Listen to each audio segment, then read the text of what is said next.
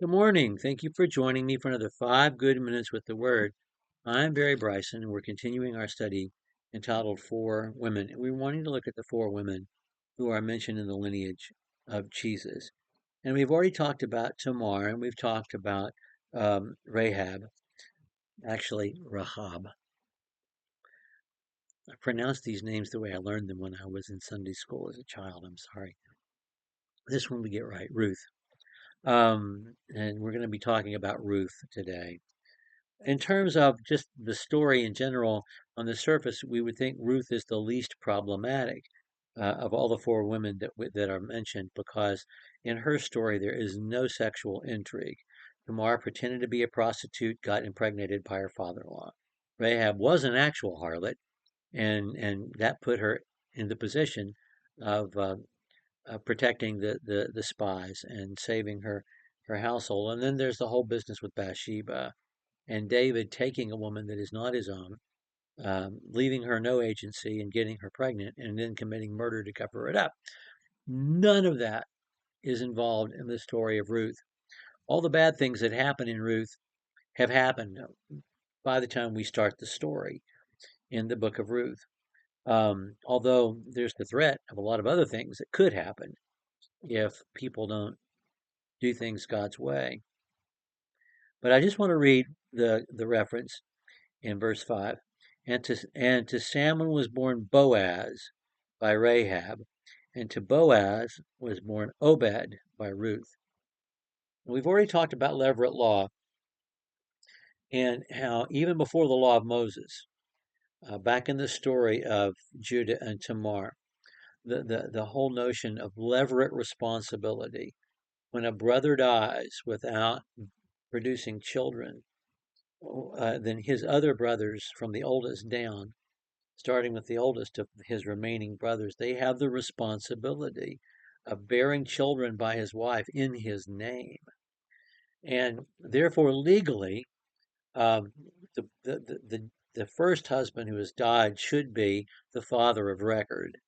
That was custom in the Judah and Tamar story, and it's Mosaic law in the Ruth Boaz story. And yet, both birth fathers are mentioned as the true fathers here. That's something to think about too. Um, so it doesn't say, by Kilion, um, uh, Obed was born. It doesn't say that. It says by Boaz, Obed was born, because in God's eyes, he is the father. Um, Ruth's story is one of the best stories ever put to paper in all of human history. It's certainly a blessing in the Old Testament. If you're reading the Old Testament from front to back, you've just read the book of Judges, and you've just read all that awfulness that is involved in the aftermath of the rape and dismemberment of the Levite's concubine, the genocide that follows, and then the mass um, um, kidnap and trafficking of women that happen after that.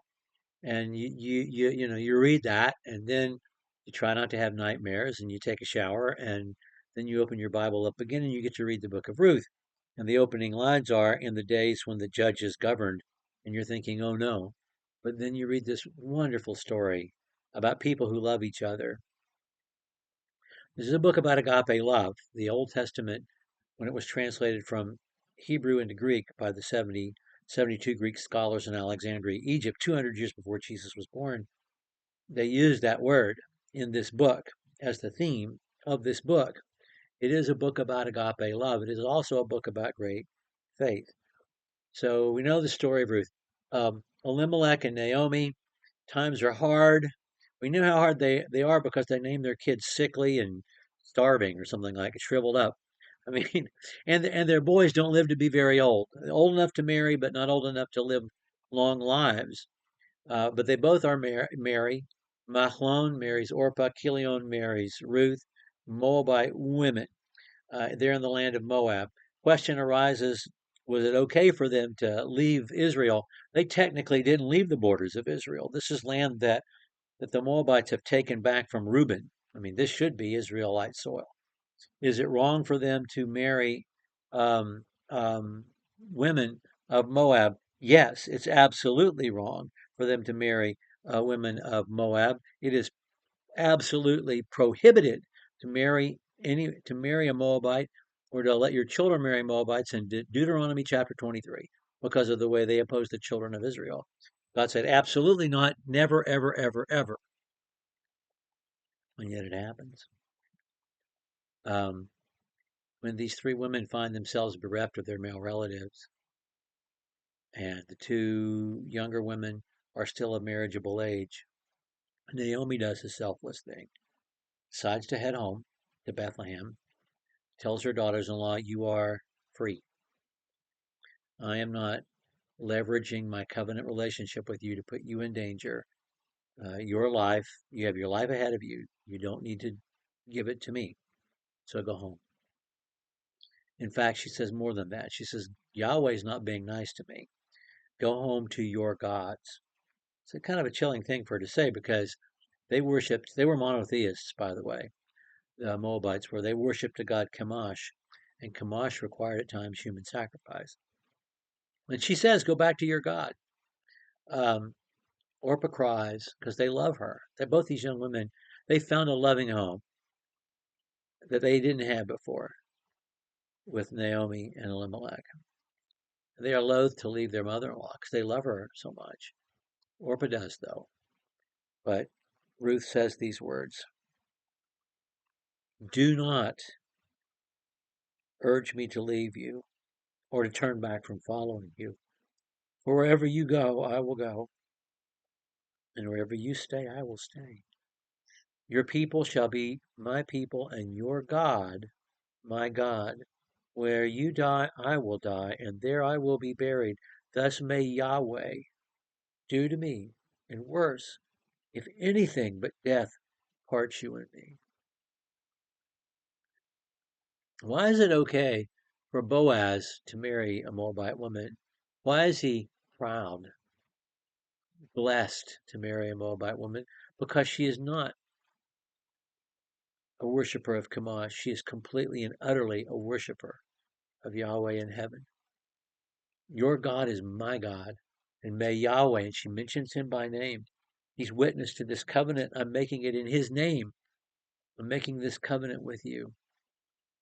And of course, we know the story, how she comes to find Boaz, who loved her before he ever met her because he knew who she was and what she'd done for her mother-in-law, how she exercises agency and claims him to be her husband, how he arranges things because there is a nearer kinsman and clears the path for him to marry her. And now she had a child. And this child is proof of love, the proof of love that she had to her mother in law. There's a chorus of women in the book of Ruth. It's very much a woman's book. Women have the real agency in the book, although the men clearly have the power. The women exercise the agency. And there's the chorus of women who pronounce things hundreds of years before the Greek choruses, and they express the lesson of the book. And that when Naomi is holding her grandson on her lap, um, they say, "Blessed is Yahweh who has not left you without a redeemer today. May his name become famous in Israel. May he be a restorer of life and a sustainer of your old age, because your foreign daughter-in-law," I added foreign, "your daughter-in-law who has agape for you," ahav in Hebrew, but agape in Greek, "your daughter who loves you is better to you than 7 sons, and she's given birth to him." One Moabite daughter-in-law is more valuable than 7 sons because she has agape in her heart for you. And that's the lesson of the book of Ruth, and that's the story of Ruth and Naomi.